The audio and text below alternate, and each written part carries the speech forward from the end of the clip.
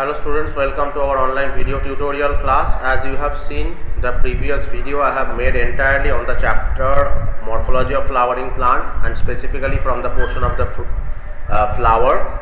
So in this specific video, I will be discussing with you regarding the fruit, and this is the last floral part, or you can say rather the part of any of the plant. So we know that fruit is the matured form of the ovary, because when the ovary is getting matured, it is forming the fruit, and inside the ovary whatever the ovules are present, they will be forming the seed. First of all, we need to know what is eucarp. Eucarp is actually after fertilization, when the ovary creates fruit, okay, then ovule creates seed, and automatically this specific ovary creates fruit and ovule creates seed. This is actually known as eucarp. Then parthenocarpic fruit, what is that? Parthenocarpic fruit is a type of the fruit which is seedless. Okay, so seedless fruit formation is commonly performed by the process of parthenocarpy. Pseudocarp is when the other floral part is associated with the pericarp. Other floral part means I am talking about the thalamus or receptacle, calyx, corolla. These specific portions are not commonly producing the pericarp. Actually, the pericarp is produced from the ovarian wall. So when the other parts are also associated with this to make the pericarp, then it is known as pseudocarp. Next, pericarp, the mature wall of the ovary, is known as the pericarp. We all know pericarp is actually made up of three distinct layers. Whatever the three distinct layers are present, one is outer one, that is epicarp, the middle one, that is the fleshy part what we are eating, that is the mesocarp, and the innermost one, that is, you can say, just above the seed coat it is present, that is the endocarp. So there are three specific layers surrounding the seed portion of the present in the fruit, that is outer one epicarp, then the middle mesocarp, and then inner endocarp. Whatever the function of the fruit, we can see: protect the seed in immature condition. When the seed is present in immature condition within the fruit, obviously protection is the main function. Dispersal of the seed in distant places. Keep it in your mind, the seeds which are present inside the fruit, their dispersal in different places, distant places, that is exclusively dependent on the fruit structure. Fruit has economical valuation also, because by selling the fruit, obviously any specific person can earn money. So obviously the fruits are having economical value. Fruits are obviously consumed as a food, because fruits are the rich source of the minerals and nutrients like vitamins, as well as the fruit can be the source of sugar. Fruit can be the source of the pectin as well as organic acid. So these are the total functions of the fruit which we can see commonly. Now let's see the ideal structure of the fruit. You can see in the next slide ideal structure of the fruit. This is the apple. Specifically, you can see the outer portion, outer red color layer is present. That is actually known as exocarp or epicarp. Then there is a fleshy portion, whatever we are eating, that is mesocarp, and then there is a presence of the layer, that is endocarp, and inside that the seed is present.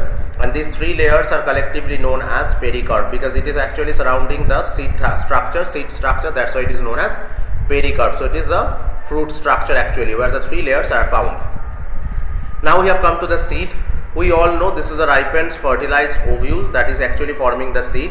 Keep it in your mind, the embryo within the seed is formed by the embryonal axis. So because within the seed the embryonal axis is present and the embryo is forming within that only. Keep it in your mind, the seed contains the radicle from where the root is arising or the root is created, and the plumule part is present, which is forming the shoot in future. So the radicle is forming the root and plumule is forming the shoot, we all know. Keep it in your mind, in case of seed there are maybe one or two embryonic leaves are present or cotyledons are present. So based on that we have categorized the seeds into monocot seed and dicot seed based on the number of the cotyledon. We all know these things, just we are recapitulating in this specific slide. Coming to the number of classification of the seed based on the number of cotyledons. Monocotyledonous seed, we all know this is containing a single cotyledon in the seed. Dicotyledonous seed, that means the seed which is containing two cotyledons actually. And polycotyledonous means when the multiple cotyledons are present in any of the seed, then they are considered as the polycotyledonous seed. Now the point is, based on the deposition of the food inside the fruit, obviously we have categorized the seed also. One is albuminous seed. If you see that within the seed the albumin protein portion is there, that means mostly the seed is a single cotyledon containing. So obviously those seeds are known as albuminous seed or endospermic seed. Keep it in your mind, in case of monocot plant, whatever the seeds are present, those are all containing the albumin protein, and for that reason they are commonly known as albuminous seed or endospermic seed. because the endospermic content of the monocot seed is also high. Example, castor bean.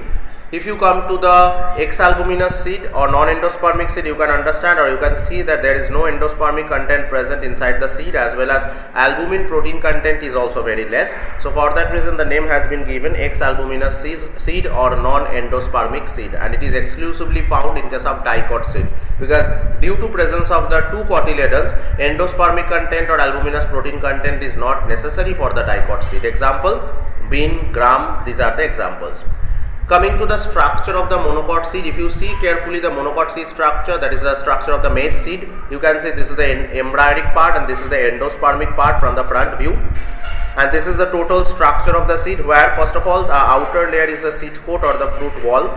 After that, this specific striped line, it is actually signifying the alluron protein layer. After that, this entire portion, it is actually the endospermic content present within the monocot seed. Already I have told the content of the endosperm is very high, very rich in case of the monocot seed. So for that reason you can see the quantity of the endosperm here.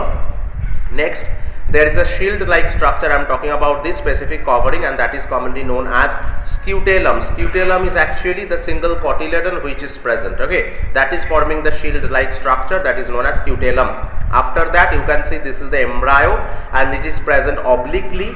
Keep into your mind the upper portion of this embryo which is forming the shoot, that is known as plumule, and the plumule is obviously covered by a covering, and that is known as coleoptile. If you come to the lower portion, obviously this is the portion which is called as radicle, which will be forming the root in future, and that is also covered by a protection or the covering, that is known as coleorhiza. So this is the overall structure of the monocotyledonous seed. Presence of the alluron layer, presence of the seed coat, then there is a presence of rich endosperm, then there is a shield like structure which is actually signifying single cotyledon, that is called as scutellum, and then the embryonic structure present obliquely containing coleoptile and coleorhiza with plumule and radicle. Okay, coming to the next slide, where we can see the structure of the dicotyledonous seed. You can see there are two halves are present in this specific seed structure. This is actually the picture of the gram seed, and both are actually divided by a groove like structure, and obviously there is a seed coat outside of the seed, and there should be one aperture also present, that is commonly known as hilum, through which the pollen tube, actually you can say the hilum is the aperture is commonly known as micropyle, through which the pollen tube enters during the time of pollination, and at the junction of the micropyle and the groove there is a presence that is called as hilum. Now if you just break down the both halves, you can see this is the embryonal axis present centrally. Lower portion of the embryonal axis is commonly known as radicle, and this radicle is exclusively responsible for producing the root in future, and this is the plumule part, and that is actually forming the shoot. So including these two cotyledons, obviously the structure of the dicotyledonous seed has been formed. Keep it in your mind the difference in between monocot and dicot seed. In case of monocot seed, you have seen the endospermic content, but here there is no endospermic content present. So it can be present very minutely or totally it is absent. Second important point is that in case of monocot seed, you have seen the embryonic portion is present obliquely, but in case of dicotyledonous portion, the embryonic portion is present erectly.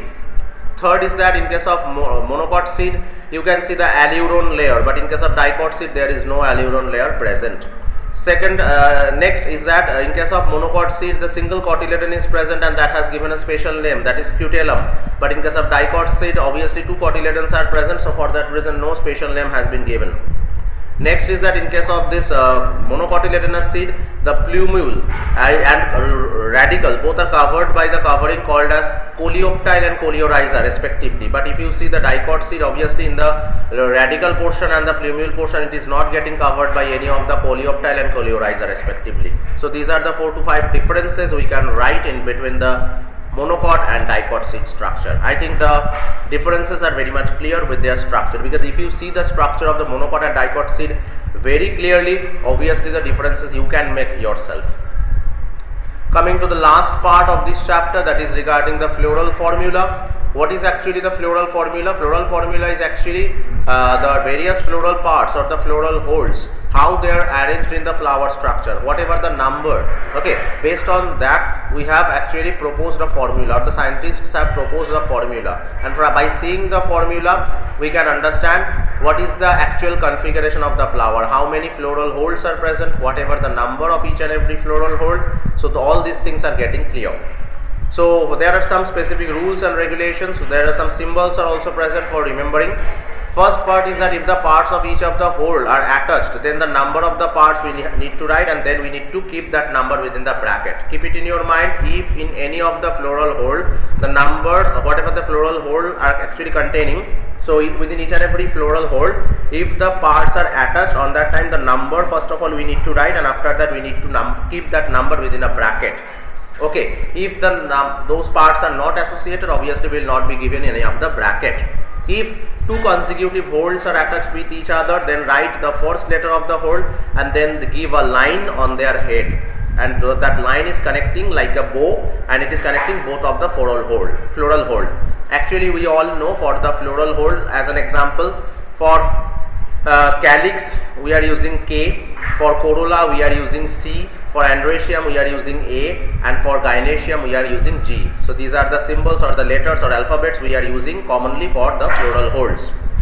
If syncarpous ovary, you can see that means the number of ovaries are kept in the bracket, because the ovaries are actually carpal parts are associated with each other. So 5 carpals are present, so obviously we will be writing like this, G5 within the bracket.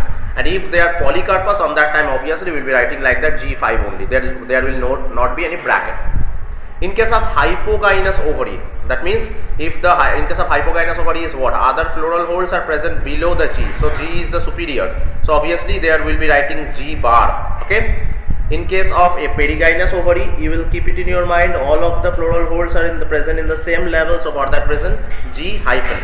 In case of epigynous ovary, obviously we can understand, or we can keep it in our mind, that the ovary portion is present above. The ovary portion is present inferiorly, and upper portions are present just superiorly. So for that reason we will be giving a lower bar. Okay, that is the epigynous ovary. If the parts of each of the hole is arranged in different cyclic form, then the number of the cycle is represented by the number present bottom that. As an example, calyx, there are two sepals are present united way, another 2 sepals are present in united way. So that's why it is written 2 plus 2. All 4 are not present in a group. 2 present in a group, another 2 is present in another group. That's why it is written K2 plus 2. Androecium is 9, and all of the 9 portions or 9 parts are associated with each other. That's why the bracket has been given. Then 1 is separate, that's why plus 1 is written. So like that the floral formula are commonly written. Some of the floral formula we can say, and then we can understand properly. So here we will be discussing about 3 plant families. One is Fabaceae, second one is Solanaceae, and third one is Liliaceae. So in case of this plant family, we will be seeing the features, and then we will be seeing the floral formula and floral diagram. Keep it in your mind, the Fabaceae, whatever the plants are belonging from family Fabaceae, they are the subfamily of Leguminaceae. That means all the legume containing or leguminous plant are belonging from the Fabaceae. Vegetative character is they are trees, they can be present in shrub form, they can be present in herb form, as well as always keep it in your mind, the roots are containing root nodules. Stem is erect or sometimes climber also. As an example, pea. Leaves, if you will see, obviously the arrangement of the leaves are alternate. We all know the meaning of this specific terminology. Alternate means they are present in 180-degree angle and obviously erupting from a single node. Pinnately compound, that means single midrib will be there, and the compound leaf or simple leaf will be present. Leaf base present, that's why it is called as pulvinate leaf.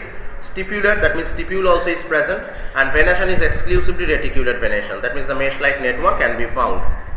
If you see the inflorescence, that is a racemose type of the inflorescence, we all know what is racemose. Flower is bisexual and zygomorphic. Zygomorphic means obviously that if you will just cut the flower in equal 2 halves, you will not be getting 2 equal halves because they are bilaterally symmetrical. Okay, because zygomorphic already we have studied about actinomorphic and zygomorphic flower already. So I am just going to show you where we have studied about actinomorphic, zygomorphic. Yes, the flower with all the parts equal, then it is known as actinomorphic. When the parts are unequal, bilateral symmetry, that is zygomorphic. So that only we have actually seen in case of this specific flower. And racemose inflorescence means this one, racemose inflorescence. Clear? Coming to the normal features, flower already we have completed. Calyx portion, that is 5 sepals are present, and gamosepalous, that means sepals are united with each other. Keep it in your mind, the aestivation we can see, that is a valvate or imbricate type of the aestivation. We are not again explaining these terms because already we have studied.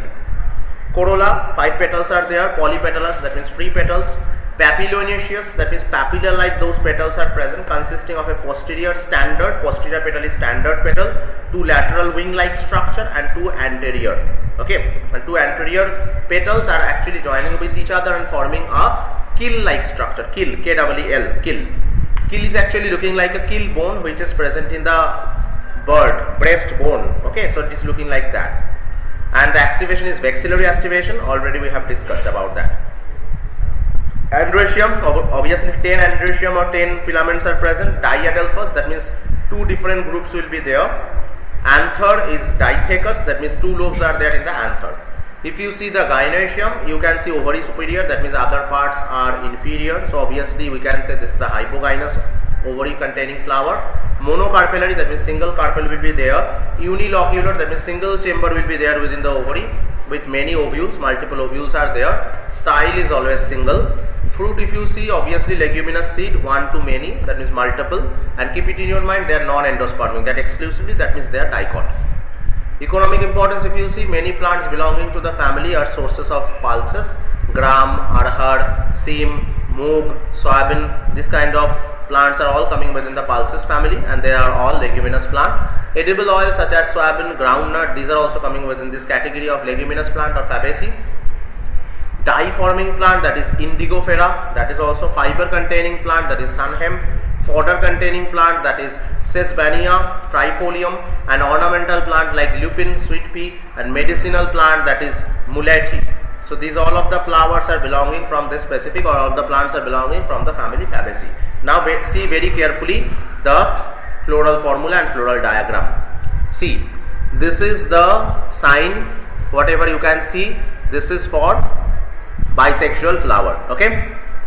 So we were discussing about the floral formula. In the floral formula specifically, you can see this is a specific symbol, that means the flower is zygomorphic flower, that means bilateral symmetry can be found. This symbol means bisexual flower. Calyx is present with 5 sepals and all are united, that means gamosepalous, that's why it is kept within a bracket. Then corolla is present and they are subdivided into 3 categories, and they are containing 1 petal, 2 petals, and these last 2 petals, and these last 2 petals are united with each other. Okay. Then androecium is coming and they are subdivided into 2 groups. One group is containing 9 filaments and they are kept within the bracket, and another one is 1 only. And last one is the gynoecium, or the ovary portion is superior, other the floral holes are present inferiorly, that's why G bar, the bar is given downward, and it is also 1 in number, that's why it is given. Okay. So next, this is the floral diagram. Just we will try to match this floral formula and floral diagram. Let's see. First of all, this is the dot. It is actually making us understand about the mother axis of this specific floral formula. Bisexual flower, so for that reason these androeciums and gynoecium both are present. Okay. From the figure, obviously from the floral diagram, whether it is actinomorphic or zygomorphic, that will not be clear. Next, calyx, that is 5 in number. If you try to count the number of calyx, 1, 2, 3, 4, 5. 5 calyx are there and they are joined with each other. That's why they are kept within the bracket. Then corolla, that means petals. If you see the petals properly, there are 3 groups are present. 1 plus 2 plus 2, and last 2 is present within the bracket. So let's see. This is the first one, this is the 2, and this is the 2, and these 2 are actually united with each other. Okay, so that's why 3 groups are there, 1, 2, 2, and last 2 is actually present within the bracket. Then androecium is 9 total, 1, 2, 3, 4, 5, 6, 7, 8, 9, and they are all united. Okay, only 1 is free, so this one is free, that's why A 9 plus 1. Then the gynoecium is present, and the gynoecium is present only 1, that is ovary is only 1, and other parts are inferior, ovary part is superior, that also is not getting clear from this floral diagram. So exclusively the number and how they are present, actually they are present in a group or they are present freely, these things are getting totally clear from the floral diagram. Okay. Next students, we are entering within the family Solanaceae. After family Fabaceae, you can see here in the family Solanaceae, it is a large family. It is commonly called as potato family because the potato like plants are belonging from this family, and they are distributed widely in the tropic region, in the subtropic region, as well as in the temperate region also. Whatever the vegetative characters found, the plants are mostly herbs or herbaceous. Shrubs also can be found. Rarely they are small trees. Keep it in your mind, the stem portion which is present, they are herbaceous, rarely woody. They are aerial, that means present above the ground level. They are erect also, as well as they are cylindrical, branched, and they are solid or hollow also. Hairy or glabrous. So hairy also is present, and that is called as glabrous. Underground stem, it is found, as well as found in the potato it is. Leaves, obviously alternate leaves are present, simple leaves, rarely pinnate compound leaves. Exstipulate, that means stipule is absent totally. Venation is a reticulate venation. Inflorescence, if you will see, solitary, axillary or cymose inflorescence can be found. Flower is exclusively bisexual and actinomorphic, that means they are exclusively showing the symmetry. Calyx, the 5 sepals are present and all are united, that is gamosepalous. Persistent sepals are present, and the aestivation type is the valvate aestivation type. Corolla type is petals are present and they are 5 and they are also united, that is gamopetalous also. Coming to the androecium, that is a male part, stamens are also 5, and keep it in your mind, they are connected with the petals, that's why they are known as epipetalous. Now gynoecium, that is a bicarpellary, that means 2 carpels are actually present, 2 groups of carpels are present actually rather, obligately they are present and placed. Syncarpus, that means carpels are fused. Ovary is superior, other floral parts are inferior. Okay, so obviously you can say it is as a hypogynous ovary. Bilocular, that means 2 chambers are there within the ovary, and placenta is also present, that is swollen with many ovules or multiple ovules, and axile placentation can be seen. Fruit, obviously they are berry or capsule type of the fruit can be found. If you see the seeds, obviously they are endospermic seeds, many in number. Economic importance, many plants are present belonging to this family are the source of the food. As an example, potato, tomato, brinjal, these are all belonging from this Solanaceae family. Spices are also present, as an example chili. Some medicine producing plants are also there as an example belladonna, ashwagandha, these are also belonging from the family Solanaceae. And fumigatory also plant is there, that means from where the fumigation can be produced, that is tobacco. And ornamental plant, as an example petunia, is also belonging from this family. Now let's see the floral formula. This symbol means it is actinomorphic flower, that means fully symmetrical, radial symmetry can be found. This is bisexual symbol. Calyx is present, 5 sepals are present and they are all united, gamosepalous. This is corolla with 5 petals and those are all united. This is androecium with 5 units. Okay, and keep it in your mind, androeciums are connected with the corolla or the petal, that's why they are known as epipetalous.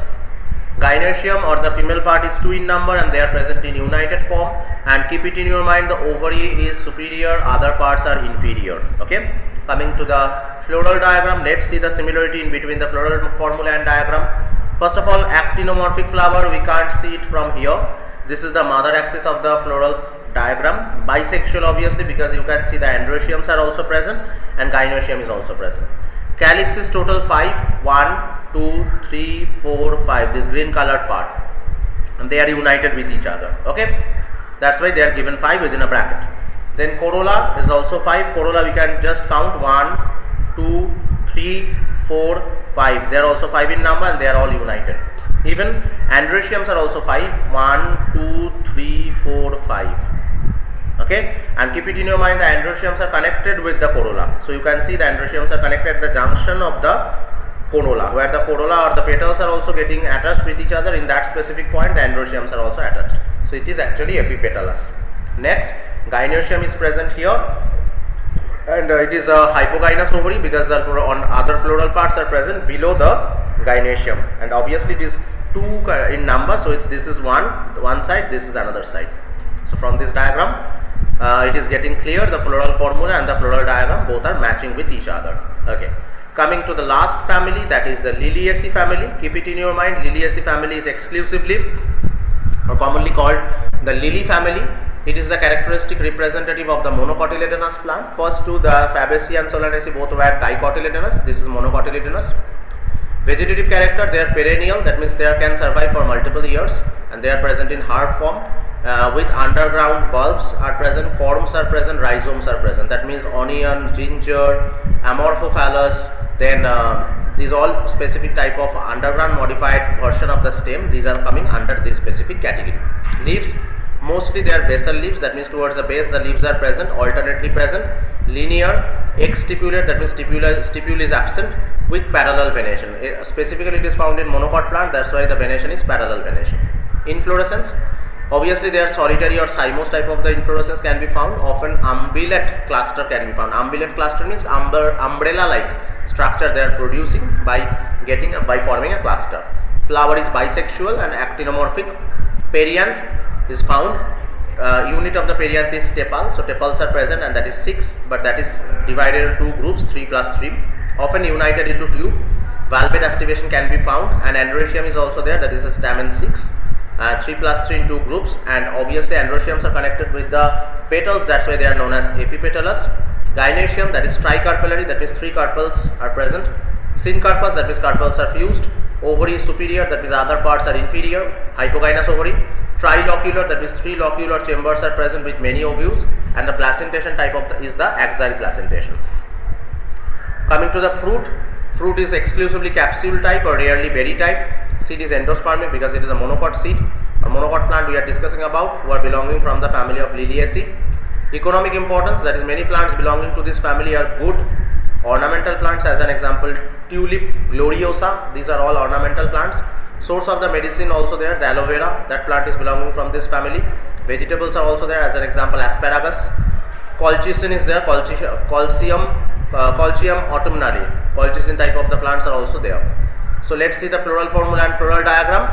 First of all, this is the symbol of actinomorphic flower. This is bisexual. This is the perianth can be found. Perianth are also containing tepals, and the tepals are divided into 2 groups, 3 plus 3. There is androecium, they are also divided into 2 groups, 3 plus 3. And last one, and keep it in your mind, perianth and androecium both are connected with each other, they are associated, that's why they are epipetalous. Then gynoecium is present, and they are hypogynous ovary, that means other specific parts are present, that means other parts are inferior, and ovary total 3 in number. 3 means 3 chambers you can see within the ovary. So let's see. First of all, this is a bisexual, you can understand by seeing the androecium and gynoecium, that's why it is bisexual. Perianth is 3, okay, 3 perianth is present. So in 2 groups, 1, 2, 3, and then 1, 2, 3. So 2 groups are present, 1, 2, 3, outside, inside, 1, 2, 3. So 3 plus 3. They are told as tepals. Now androecium 6, 1, 2, 3, 4, 5, 6. They are also present in the 2 groups along according to the perianth. So these specific androeciums are actually present, and keep it in your mind, these androeciums are connected with whom? They are connected with the tepals. So for that reason this bow-like structure is given. And gynoecium is also there, and that is, keep it in your mind, that is superior. Other structures or other floral holes are hypogynous, that means below the ovary they are present, ovary that's why superior. Keep it in your mind, there are 3 chambers are present, these 3 chambers are present and they are all united, okay. So for that reason this specific structure of the floral diagram has come. I think you have understood properly this specific video, whatever the points we have discussed, and I think each and every point is very much clear to all of you, and I think you have enjoyed this video a lot. So thank you everyone for watching this video. Thanks a lot.